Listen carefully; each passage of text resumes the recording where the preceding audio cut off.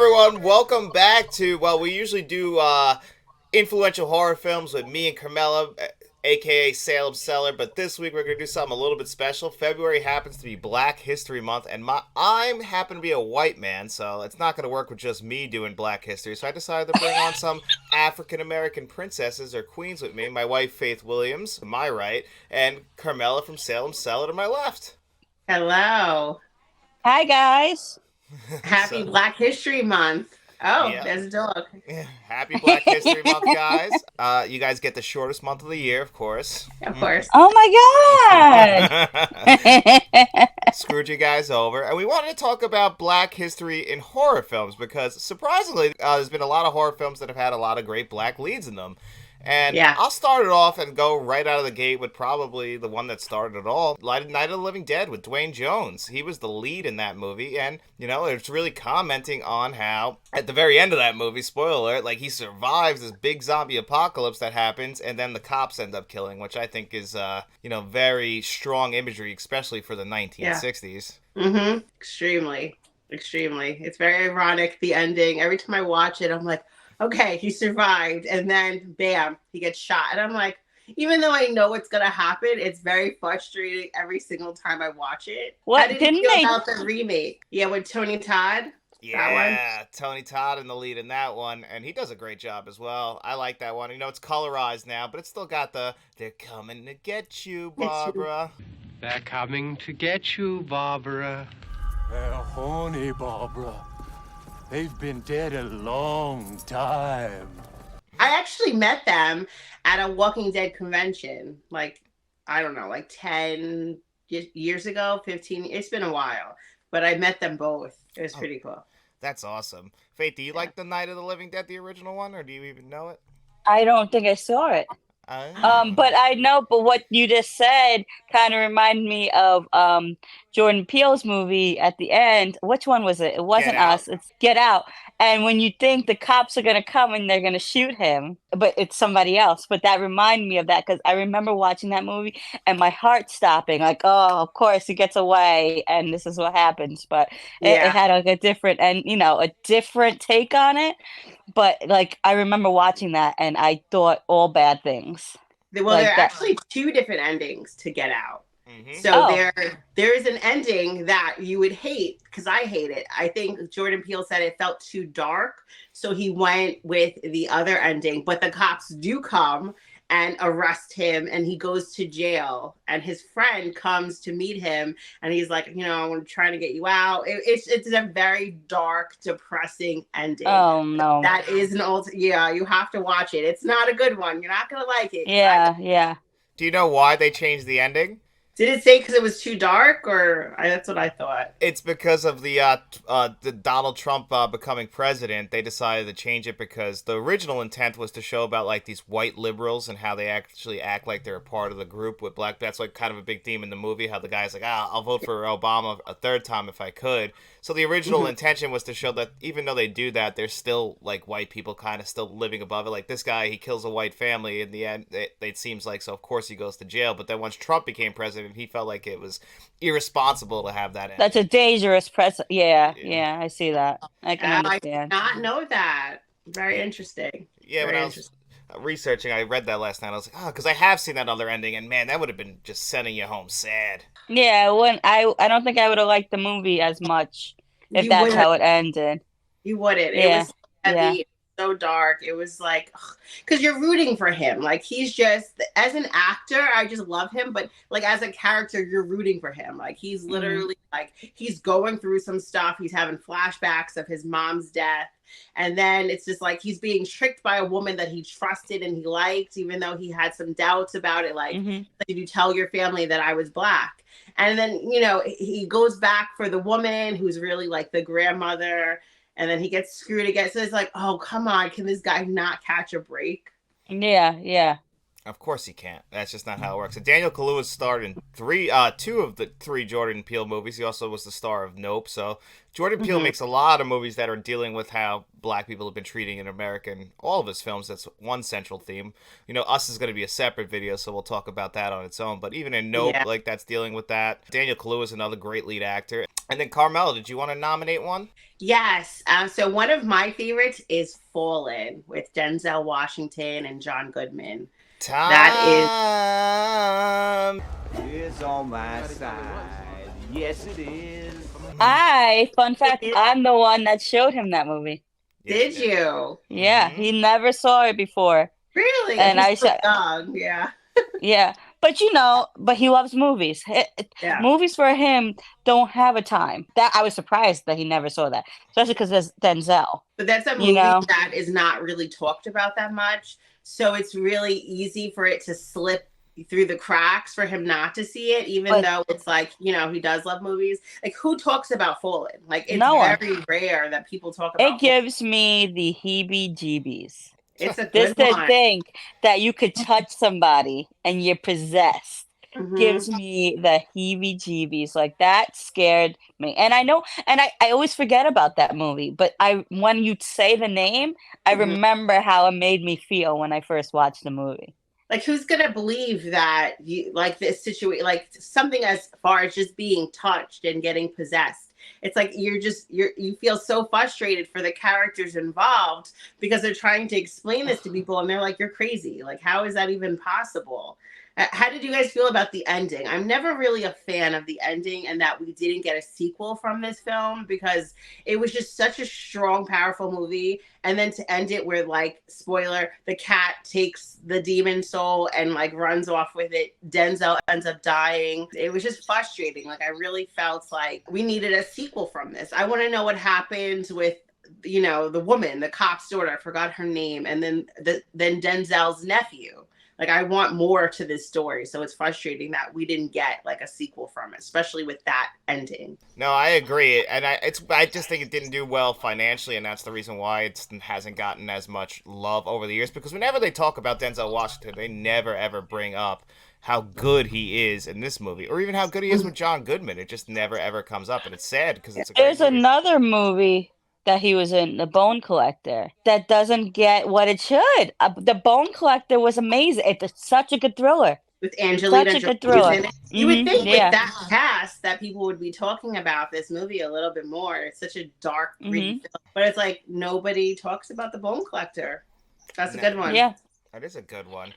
Stephen King, I just read The Outsider, and Stephen King kind of took the fallen aspect of touching somebody, but with this, he took them and you become that this thing, we don't know what it is, becomes you. If he like touches you, then he can form into you and do anything.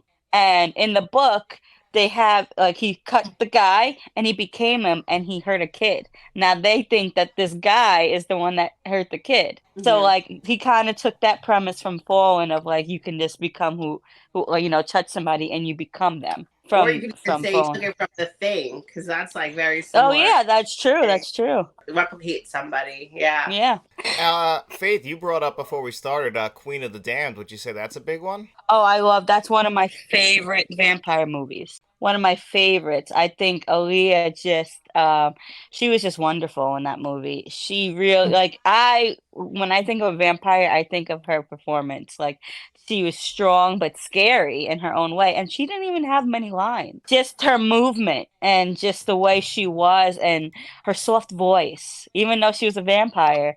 That was kind of it was supposed a soft voice is supposed to be calming, but it was scary. That was actually her brother's voice, a lot Oh of my that. God. Because it was Really? around the time she passed away, so her brother had to finish recording for her. Yeah. Oh, I was gonna actually Oh ask wow. because I know that I remember seeing that in Blockbuster, and she had already died. And at that point, I was wondering when they record. So yeah, that makes a lot of sense. That's sad. Yeah, her brother filmed a lot of like voiced over a lot of it for her because she had passed already. Oh, Yeah. that's kind of like what's his name? The one that does Paul. He died. What's his name? Paul Walker. Paul Walker. His brother, I think, did a lot of his stuff too. Yeah, because he they Oh, really? look alike. they helped Yeah. finish Fast 7. Yeah, they would like kind of shoot him Hmm. from a distance because they have like similar structure, so they're able to finish it with him because he died mid shooting too. Dan. It is Yeah. sad. It's horrible when they But die. I mean, I guess it's a way you honor your family. It makes sense to finish it off that way. But I think we should also shift our conversation to who is the greatest lead black horror actor of all time, in my opinion. At least as Mhm. far as his movies, that would probably be Tony Todd. You're wearing the shirt, Carmela, for Candyman, which is Yes, had to represent the love Tony. Tony Todd.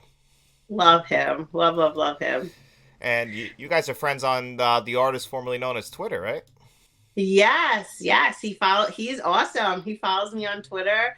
He was like one of the first because I have Christy Swanson follows me. I have a few people follow me, and he was one of the first, and he was really cool. Like he's very fan friendly. So if you tweet about him, he reposts it, he comments, he likes it, he interacts. Like that's a cool dude, because not a lot of celebrities do that. So it was really cool that he did that. So yeah, we're BFFs, we're buddies. Oh, that's awesome. Yeah, he seems like a really cool guy.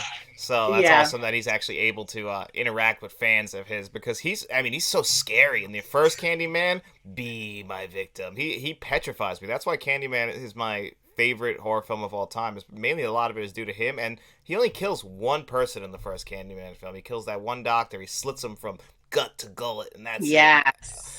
It's just so brutal, and he also was paid $1,000 for every single bee sting he gets in that movie. Didn't he kill her friend as well? Well, he kills him, but we only see him kill one person.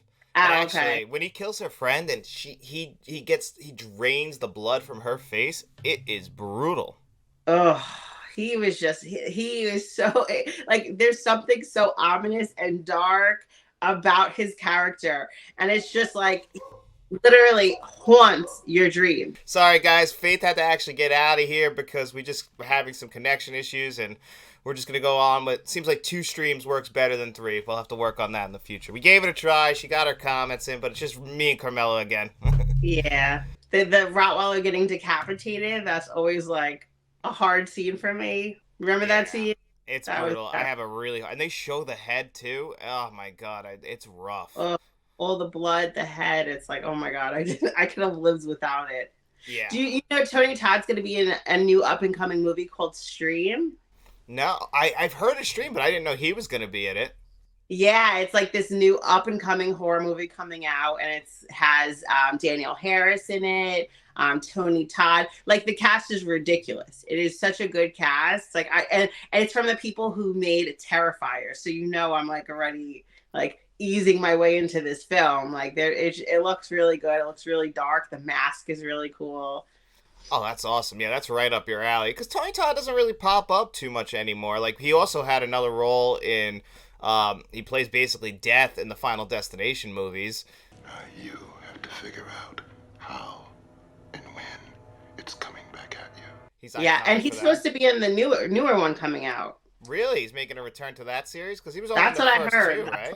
And then he was in the remake of Candyman, which I actually thought he was really good in that. Even though he doesn't really speak, it's kind of like building on the Candyman lore, which actually was leaning into a theme of the first Candyman film, which was Cabrini Green and how those projects basically showing you the difference between like the neighborhood, the upper class neighborhood, and then how the ghetto, how the bad neighborhoods look, and like they have the same exact apartments.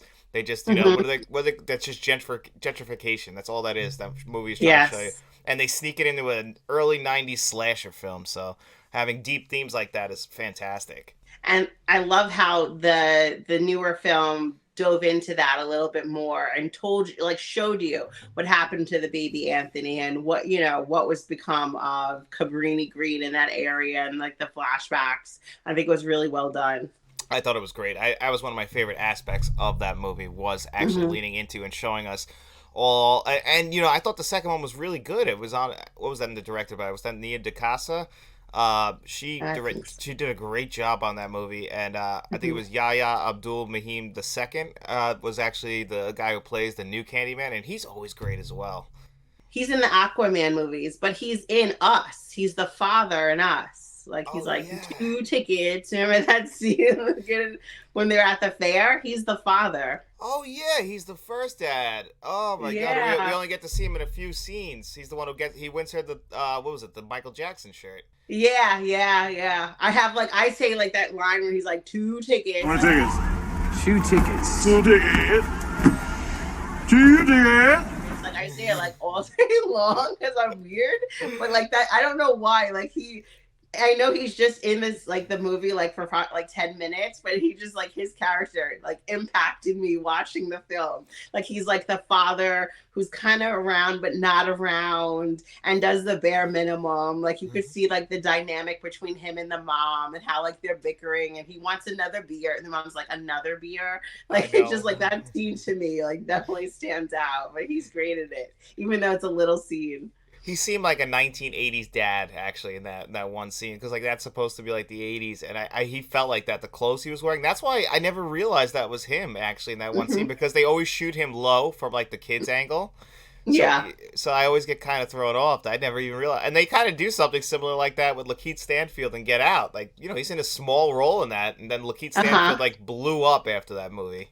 I love Lakeith Stanfield. I love him. Yeah, I always get sad because like you know he has that like chill vibe about him in the beginning, and he sees the car pulling up, and he's like, "Not today. This is not gonna happen. I'm in a white neighborhood, and it's not gonna happen today." And he's still, you know, they still get him, and then you see him later on after like everything they did to him, and you could tell like once the flash hits, like his like face is just changes, and it's just like, ugh, like this is his future. He's basically done. Yeah, there's no way for him to get out of the sunken place, is there? Right? That guy already got his brain already transported over there, which is just messed up as it is. I mean, don't we all want to be athletes? You gotta take what you can get. You're cheating the system. And it's like the lady who hypnotized him is now dead. So there's really like, even if they unhypnotized him and got him out of the sunken place, there's no way to do it. She's dead. Yeah. You know?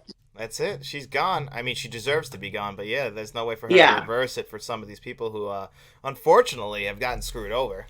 You have another choice you want to talk about? Another one would be Tales from the Hood. That is a great film. That is one I really love. I actually rewatched it recently because it's been so long. So all the little stories, like I remember like overall, but I wanted to like kind of get into it again and just kind of refresh my memory. But that is definitely a great film. And I think over the years, like when I was younger, I feel like it was talked about a lot, but I really don't hear that many people talking about it anymore. No, unfortunately, that's like one that kind of got lost to time. Like a lot of movies, unfortunately, do. But one person who appears in a few different horror films, and I guess would be considered, I guess, a Scream King, Keith David. Yes, Keith David. I love Keith David. Keith David is great. I love him in, obviously in The Thing. That's really where he stands out the most. But he's also in They Live. He worked with John Carpenter a lot. And another guy you've actually met. Yes, yeah, he was cool. Like he was very down to earth. I was very nervous. He was just dancing though, like living his best life. I'm like, this man is cool. Like he's got scary eyes. That's what it is. That's why, right? I was sitting right next to him taking the picture. And I said to him, I was like, oh, we're just like hanging out, like we're friends. And he looks at me and he's like, aren't we? And I just died inside. I'm just like, oh my God, just like, are you freaking kidding me? Now I'm sweating. Now my hands are getting clammy. Like, I just like, just kill me. Like, I just made my life at that moment. That's awesome. Yeah. I mean, yeah, you could die and go to heaven then. Finally, I don't know. Maybe. I don't know if they'll let me in. They'll let you in. Come on. He's got to have a sense of humor, right? Yeah. Hope so. What's another one of yours? Here's one. The Wayans, Keenan Ivory Wayans, directed the first 2 scary movies. Not exactly horror movies, but they're horror comedies. They are, yeah. And we get the Wayans brothers in both, in the first 2. And then once they go to 3, it's not even, what's it called? The Wayans are completely out of the series. Keenan Ivory stops directing, and it actually shifts to the director of the Naked Gun movies. Really? I didn't know that. Yeah. So it makes sense now when I think about how the films change. They do, because like that guy likes like all those like weird sight gags and stuff like that. But in the first two movies, they're like directly like spoofs of like, the first one I think personally is the best, making fun of Scream and I Know What You Did Last Summer mostly. I love it, but like Take My Strong Hand. Is that the second one? That's the It was like, second. kind That's of Chris Elliott. I love that. the House on Haunted Hill vibe that they have with that one. It's like It really does feel like those. I forget what the name of the company is. I think it might be Dark Castle, but like 13 Ghosts and everything. yes, Yeah. Dark Castle. Yes, They got that cool look to them, like, and yeah, it does kind of feel like, especially when they're down there fighting about their handicaps. Just allow me to give you a hand. Why don't you stand and take a bow? I haven't watched that movie in a while. I used to watch it. I love the names. It's been a while. Yeah, that was a good one. That was a good one. I did not think of that one. That was a good choice. Yeah, you have any more you got to discuss? Another one which I got into some arguments with some people about this one, being a horror film, is Blade. Now, Blade is one of my favorite vampire movies. I remember seeing it when I was really young, and Wesley Snipes is phenomenal in this film. Like, it's really hard to think of anybody else taking on this role. But yes, it's an action, sci-fi, Marvel horror movie. Like, how do you think of a vampire movie and not relate it with horror, right? But it's just one of those films where it's just like, he's just such a strong, powerful character, and the way Wesley Snipes plays his character was just perfect. It was on spot, it was on point, and it's one of my favorite, I guess you want to call it black horror films, or a horror film with a strong black lead. It's just even the sequel. I love the sequel. Like, the sequel is just, it gets a lot of hate, I feel, but those vampires were badass with their mouths completely opening. And I love the story behind it. It's just they're great. I don't know. What about Blade Trinity? You like that one? I do like Blade Trinity. I feel like it was a little corny at times. I don't like the beginning of it because I don't like Whistler dying. That was very frustrating. Sorry, spoiler. That was very frustrating to me. I thought Ryan Reynolds was good. Jessica Biel, I love Jessica Biel, and I liked them two together. But I didn't really like the Scooby Gang feel. I felt like there was a Scooby Gang feel with the other characters. So I enjoy the movie, and Dracula. I can't forget about him. Like, he was like scary, he was dark, and like his killing was cool. But I also felt like he was just watered down. I wanted him to be more brutal, more dark, more vicious. Like, he's supposed to be like the first. He's supposed to be like the biggest badass there is. Now, Blade is a badass. Like, I expected like a monster. Like, I wanted scarier than the monsters in number 2. And I feel like the vampires in number 2 were more scary than Dracula. So that kind of threw me off. I agree. I also completely agree with your take. Anyone who doesn't think Blade is a horror character, yes, it is a superhero, but 100%. They feel, especially the first Blade, like, and the second one's directed by Guillermo del Toro, who, dabbles in, like, horror fan. You can mix genres. I don't think people realize that. Just because it's a superhero movie doesn't mean it can't be a horror movie, too. Yeah. Like Brightburn, I would label that a horror film. So I think that Blade falls into that category as well. And, man, Wesley Snipes is just perfect as Blade. But the first one has so many scary elements. And even when I think about it, it's just this weird little scene that's really, when the car's driving through the city and they speed it up, but the city looks so dark and the papers are blowing everywhere. Oh, I just love how that can get under your skin. It makes the world feel like there's no one around. Like, I love that. So Blade is a great choice. And, we're going to get Mahershala Ali's Blade in hopefully at some point in the next 10 years. And he's got some big shoes to fill. He does. I'm patiently waiting for this film. I'm nervous about it, but I'm also excited because, it's the character I really love, but Wesley Snipes brought it to life for us.